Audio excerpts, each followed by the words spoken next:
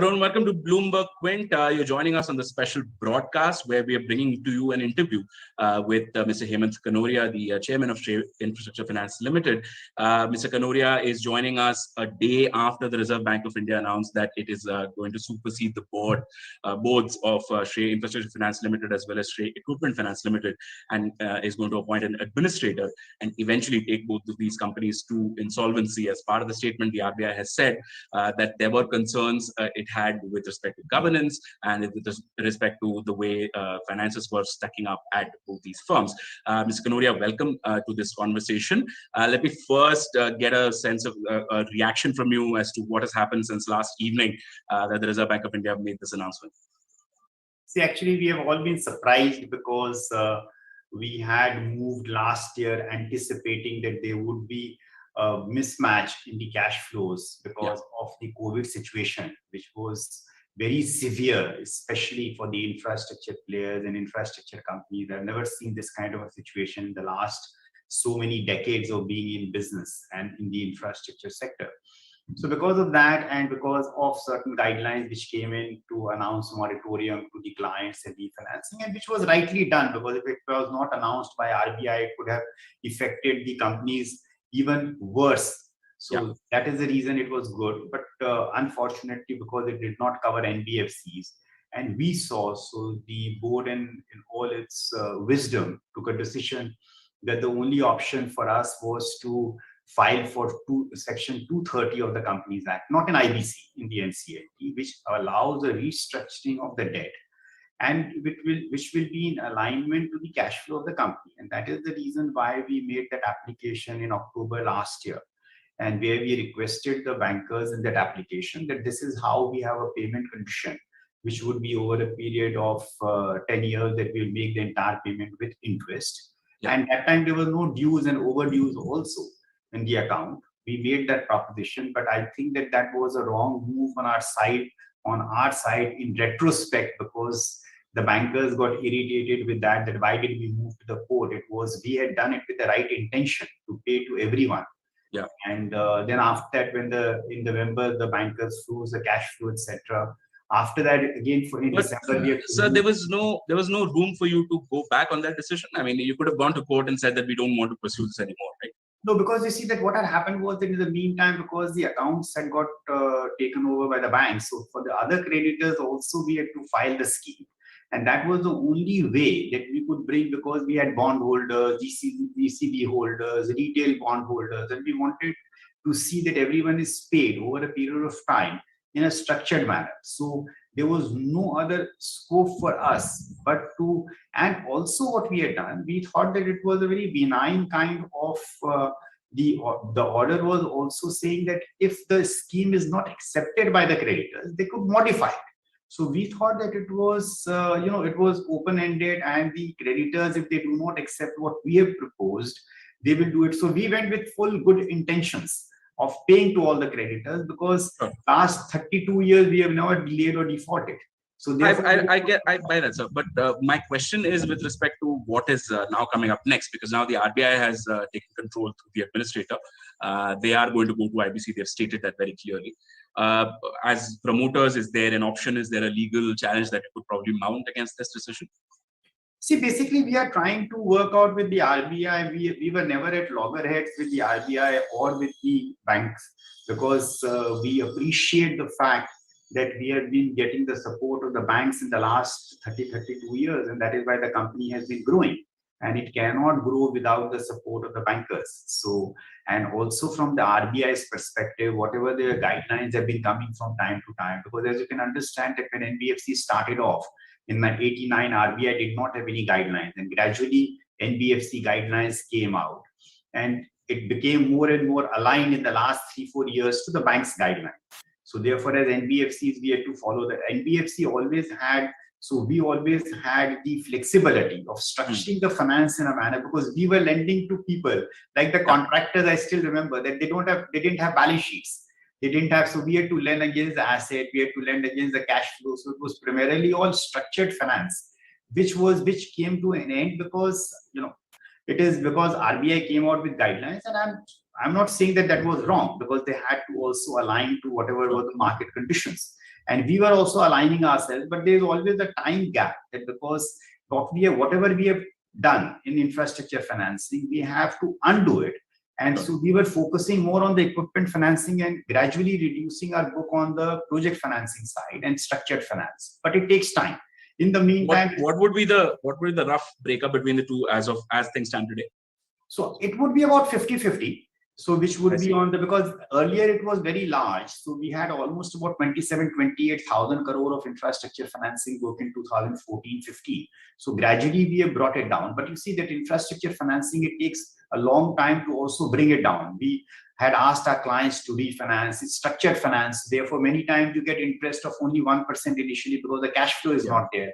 And gradually as the cash flow comes in, then you keep on increasing your amount. So in a structured finance, those kind of mismatches can happen. And because otherwise we were managing it well. With COVID, it just got accentuated. And that was the reason why we went to the court to get a solution. So what the position of the book now would be, what approximately? So basically at present, we have about 30,000 crore of liability total. 20,000 of the banks approximately, and about 10,000 of ECBs and NCDs, etc., which is there. So that is the total liability. And the book also, whatever we have on the asset side, if proper recoveries are done, we are sure that in the next few years, we will be able to recover to be able to repay the debt. And that is the reason why we are given this scheme in the NCLT to repay from the recoveries. And in the last 10 months, in spite of all the problems, we have been able to collect 3,000 crore, which has been paid to the bank. So therefore, it is not that we are not being able to collect. The teams but that 3,000 crore was actually taken by the banks, right? It's not like the company paid it. It was under the bank's control from the beginning. But always, because the collections always comes into the bank accounts only. So but you don't have any rights over that money. Yeah, that is it. So because basically it was in an escrow account. So therefore the money came in and the banks have distributed it accordingly in the pattern which they had felt appropriate. So just for clarity's sake, I'm saying that currently the infra book is about what, 28,000 crore? Is that the number that we're going with, or is there a reduction in that number? No, that is basically the total book which you're talking about. 28,000 crores is total book. Yeah, about 30,000. So matching the asset and liability. So roughly 30,000 crore would be the asset base. Of that, infra would be what, 28? No, infra about 50%. 50% of that. So about roughly 15,000 crore is infra and 15,000 crores on the equipment finance side. That's what the number they're going. Okay, fair enough. So another question that I wanted to ask you. So this process of NCLT, Section 230, looking for a buyer, all of these things have been going on since at least October last year. It's been 12 months now, effectively. It's not like any of these things have actually closed. There have been considerable delays that have taken place. From a lender's perspective and from a regulator's perspective, is this is taking over and going to insolvency not the best available option to them? I think that basically you see that when the investors are also come, whatever processes had to be followed for fit and proper, the board approval, etc., was given. But the investors asked for a restructuring on the debt side, realignment of the debt, because that would be a condition for anyone to put in the money. Unfortunately, because the banks have, they were a little irritated of the fact that we had gone to the court. So that is the reason why. But the bidder has nothing to do with that. The bidder is an outside party. Yeah, so the bidder, you are absolutely right. So bidder is an outside one. So he says that, I need to sit with the bankers and do a realignment to know that when I'm putting in the money, so how much of money that I have to pay in how many years? Because otherwise, why should I put in fresh money? So it had become like a chicken and egg situation. So I think that maybe because of that, it has got delayed in the last 3-4 months, because once the fit and proper, etc., was also being processed. And because the delay was happening, so it may have triggered off with RBI that it is taking time, and let us go through the IBC process. Because the only thing which we feel that in IBC, if it was through Section 230, now also I don't know whether it is possible or not. Under Section 230, it gives the company the operational flexibility, and at the same time, the lenders can be paid, and they don't need to take a haircut. Through an IBC, when you run a process, then there may be a haircut. So we as shareholders and as promoters, we always had wanted the banks or creditors do not take a haircut. They can get their full payment. There may be a little delay in the payment. I'm not saying that, there may not be delays in the payment. And because our contractual dues are also quite large, so therefore there may have been certain delays in the payment and which could have been aligned. So therefore it is vis-a-vis under the NCLT getting full payment, and in IBC we do not know. So therefore it is uncharted course from the perspective of the bidders applying and how much they will be applying for. Let me come to the other side of the RBI statement where they mentioned governance concerns. Now, as part of their special audit, the Reserve Bank of India said that there were certain probable related party transactions which they have highlighted to you, which you then disclosed to the market. It's about 8,500 odd crore. There was also some provisioning requirement that the Reserve Bank had. They said that you need to step up on that provisioning, which you did. I'm just trying to understand if there are governance concerns which go beyond payment and repayment, then what is the option? Because Section 230 or a bidder does not really solve that. No, but you see that basically that is why the special audit was done. The forensic audit is being done by the bankers. So, there has been no diversion of the money. And the lending which has been done, whether now it is being called as related party or connected party, the company has followed the rules and systems and processes. So therefore, there is related party definition in Companies Act, Ind AS, which has been followed. There is no connected party definition which is there. So whereas these particular funds have not been diverted anywhere, when we do the funding, it is through a structured finance. So you create SPVs where you do the funding. Because the advantage with that is, let us suppose the main company goes into any kind of a problem when we are lending into infrastructure. When we have lent to an SPV, at least that SPV gets insulated, because then our cash flow and the asset is there, which we can either sell it to someone, the asset, or the company itself can be sold to someone. And we have been continuously doing recovery through this mechanism over the last 10-20 years. So it is nothing new. But I'm not saying that because RBI guidelines have changed, so therefore they wanted that this should be disclosed as probable connected party, which we have done. So that does not mean the recovery will not happen. The recovery is definitely going to happen from these, whereas the recovery is better. You will not believe it, in the last 2-3 weeks back, there was one company which has gone bankrupt, which is an NCLT. But because of this structure which we had created for SPV, we have been able to get the money. Okay. Our company has been, there's many examples of this on an ongoing basis. So this is nothing. So you're confident that this 8,500 odd crore that the RBI had flagged would come back in full? Yes, definitely. They are fully secured by assets. It may be because of the delays which have happened. And the money is not, it's not that the money has flown away anywhere. These are assets which have got created, and it may take some time for the money to get realized. And that is what happens in the NBFC. You see that basically today, if the banks are also asked that some of the assets you pay immediately, they will not be able to do it. So there is a little bit of a mismatch, both on the liability and asset, because the liability also keeps on, like banks are taking deposits and then they're lending for 1 year, 2 years, 5 years. Where's the deposit 10 years, where the deposits may not be for that longer tenure. So the liability and asset both keep on going on. There can be a mismatch sometimes. So therefore, this mismatch would not have happened if COVID was not there. So there is a forensic audit that is going on. I mean, it's mostly close to completion. That was initiated by the lenders through KPMG. Considering that the lenders went to the RBI and sought this kind of a move, would you say that they have any inkling that probably this forensic audit is not going to be favorable to the company? We do not know, because we are not privy to that forensic audit, because it is being done by the auditor and the bank. We have been cooperating. The company has been cooperating now since yesterday. I'm not the chairman, so it has been superseded. So I'm just speaking to you as a normal citizen. No, but till yesterday, sir. And the question is still as of Monday. I'm just now be a shareholder in the company. Yeah. But are you confident that report may not really throw up any kind of a problematic transaction, considering that you have faith in your book? See, we have not done anything which is wrong. We have in the last 30, and we are a very, very process-oriented organization. We have a board, which is a very strong board. We have team members, professionals who are there in the company who understands the business. You see that because infrastructure financing or equipment financing is not something which everyone understands. So we have team members who have that understanding. If you ask me that you have the understanding also, my understanding is also limited, because the professionals who are there, they understand the nuances of financing infrastructure, of the cash flows, of the security, etc. And so we are a very, very process-oriented organization. Okay. So in your assets of about 30,000 odd crore, what portion is, the RBI requires you to classify it as stage 2, stage 3, assets which are pending repayment. What portion of that would be in these two buckets, sir? So basically, you see what has happened is, as I mentioned, that because of the guidelines and because of RBI's dictate that a large number of assets will be provided, because that was the requirement. So therefore, in the month of March 31st and 30th June, there has been a substantial provisioning which has been done.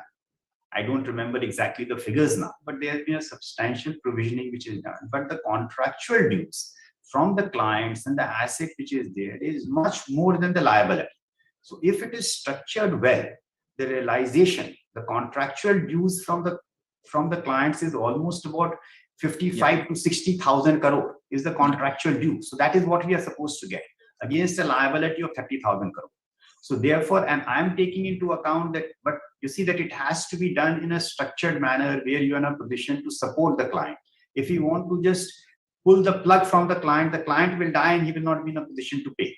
So therefore, the policy of Shrey has always been in the last 32 years to support the clients so that they are in a position to pay. Because if so when you say support, you mean provide more money to these people? No. Many times we do provide more money if they get stuck up. Many times, because we just see that the project keeps on going on. Because if it goes on, then only it is an advantage. Okay. So to your mind, as now, at least for the foreseeable future, till this insolvency process gets completed, a set of people are going to run the company who have not really been running the company for the 32 years that you have. What would be the best way to handle this situation? And you already were looking for buyers, so that process gets concluded through IBC. What would a buyer be looking at to purchase from these two entities? See, basically, from our end, from our perspective, we have been very clear, and we have told RBI for the last 1 year that if a buyer comes, takes over the entire company, we have no problem. We want the company to be safe. The company should be running, because it has contributed to the infrastructure sector in a big way in the last 32 years. It will be sad to see the company die, whether we are there or not. Today also, we are committed to support the RBI, the administrator, everyone to see that whatever is in the best interest of the company, though we may not be there, but we are still shareholders. But my shareholding is not what more important. You see that you get basically emotional about your child. So this is almost like my child. So, it is right from the beginning when we started in '89, financing infrastructure, growing infrastructure, and contributing in the best possible manner for the national interest. We have done that. So it will be sad to see that it just flounders and dies. So we are very happy to support in any manner whatsoever to the bankers, to the lenders, to the administrator, to the everyone. Would you look at the legal possibility of entering the fray as a potential bidder? Because I'm not entirely sure if Section 29A applies to you or not. So we have not evaluated. It's too early, Vishwanath, to answer this at this juncture, because it's not even 24 hours. Yeah. This decision of RBI has come. So it is still, we are also trying to just get acclimatized to it. Okay. So that's something that you will probably look at, talk to your legal advisors about. We'll see when RBI is coming out with. So as I said, that at present, we have been fully cooperating, and we are in a fully cooperative mode to see that a resolution happens. The employees do not suffer. The employees are secured and safe. The customers don't suffer. We have 80,000 customers. We have bondholders of 90,000 shareholders. So that our interest is to protect and see that if we can take care of their interests. And we come at the last in the pecking order. Okay. There are about 1,500 crore worth of retail debenture holders that have been stuck since last year. They've also been waiting for their payments. What would you say as the promoter of this company, or now promoter in suspension? But what would you say to these bondholders? Very clear. We are very, very sad about it. We have been trying to convince the bankers from time to time that please let us pay to the bondholders. It's small amounts because we have been disbursing. There's 400 crore, which was just till last 30th September. Also, we had 400 odd crores lying in the bank account, in the current account. So we have been trying to persuade the bankers that please pay to these bondholders because they are retail ones. They are suffering. So, but I hope, there's some way that we could have done it. And that is my biggest, saddest part, which I feel very sad about it, because if I could bring in capital and do it also, it was not possible because, it had to come into the bank account and then it would be at the decision of the bankers. So therefore, my only request to the bankers would be at this juncture and to the administrator to start paying to the bondholders, because this is the saddest moment for me in my life. There was a question of also including a standstill agreement with the lenders. Is that something that you discussed, something that you wanted? No, we basically see this standstill agreement from the perspective that last year, whatever liability was there, there was one discussion which had come about some months back that it could be frozen, the liability as on 28th February before the COVID, and then it will be structured. But now it is very difficult to say what the bankers and the administrator decides.